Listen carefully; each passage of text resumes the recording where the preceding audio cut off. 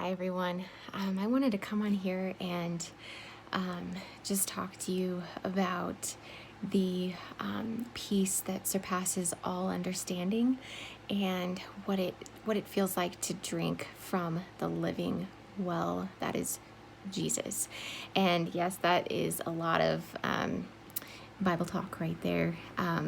I wanted to come on here because earlier I was feeling so much peace, and it was as if like my spirit, like my inner person, the deepest part of me, took a big drink of water, refreshing, living water. And I want to share that. I can't keep it to myself. I want you to know what that feels like.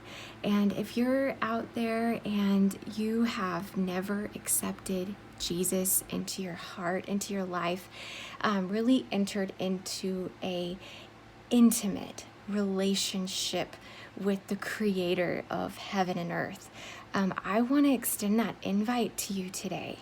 One of the things that I think I find really interesting whenever I talk to people, just, friends, family, acquaintances, coworkers, who have heard a lot about Jesus. They've heard people talk about him, or maybe they've seen some wolves in sheep clothing. Maybe they've seen some weird things, heard some weird things in churches. Maybe they feel like the out group or the other, where they don't feel comfortable walking into a church, or where they don't feel like they're welcomed.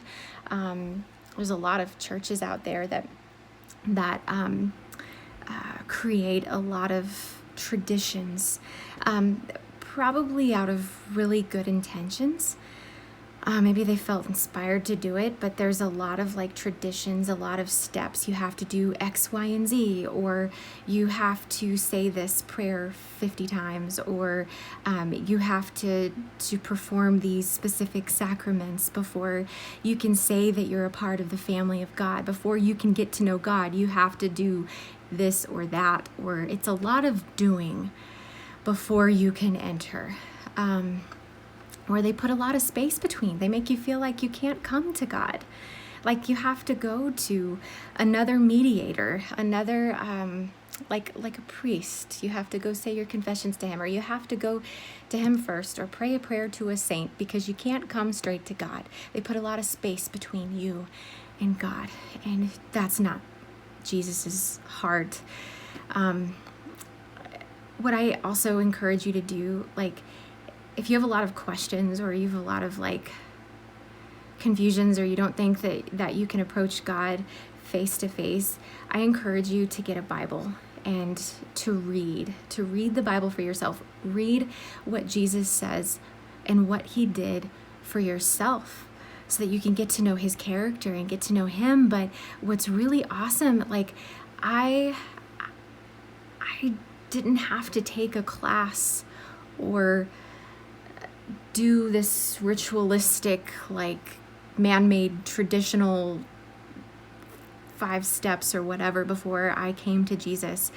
I literally just extended my hand out to him, prayed, just had a quiet moment with God. And my first prayer was literally, hi God. And then that opened the door. He said, those who seek will find. Those who knock, the door will be opened. Those who ask will receive. So wherever you're at, whoever you are, no matter what you've done, no matter what your lifestyle is, no matter what culture, tradition that you grew up in, no matter what nation you're from, tongue you speak, no matter who you are invited to come and see. Talk to Jesus right now. Ask him, invite him into your heart.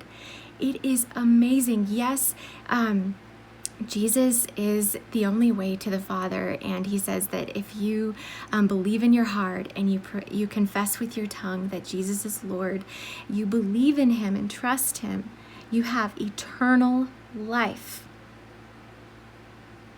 That's pretty amazing. He just wants your trust. He just wants your faith.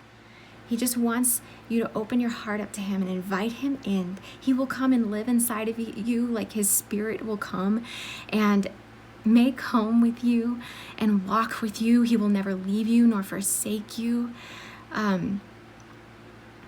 Jesus, one time, he approached this Samaritan woman at a well one day, and he's so amazing. He's so good. He extends to her the invite to drink from his well, to drink from the living water, and that she will never thirst again. If you need we all need satisfaction. We all want to be deeply satisfied. So, if you invite Jesus into your heart and you live in relationship with him, he will give you that everlasting, eternal cup of living water where you could take a drink and feel what it really feels like for your inner man, your thirsty, hungry, barren, dry inner man, to be satisfied and filled up again to overflowing. I encourage you to read Psalm 23. The Lord is my shepherd, I shall not want. He makes me lie down in green pastures. He leads me beside quiet water. He restores my inner person. And in that psalm, he says that he anoints us from an overflowing cup. He anoints our head from an overflowing cup. And that he prepares a table for us before our enemies. Like, he is just, if you are out there and you've searched and you've searched and you've searched for the things of this world to satisfy you, and every single time you wake up thirsty and hungry again the next day, cry out to Jesus. Just talk to him. Hi, Jesus, come into my life. I want to know you. Show me who you are. I want to know who you are. Show me. Come into my life. Be with me. And he'll reveal himself to you without a shadow of a doubt. He's right there. You don't have to jump on one foot and, pat your head and rub your stomach all at the same time and do this man-made tradition and fulfill X, Y, and Z. And if you do these things and if you clean up your life first, then you can come to him. That's not how he works. He says, come to me now, all who are weary and heavy laden, and I will give you rest. Come to him first. Experience his love. Know what it feels like to really, truly be loved, to be known, to be seen.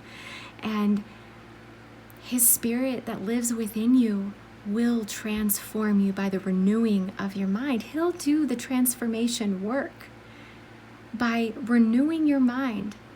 And it's a process. It doesn't happen overnight. He's just like amazing, and I can't keep it to myself, and I want to invite everyone out there to open up your heart to Jesus. I feel like there was one more thing I wanted to say, and it's escaping me.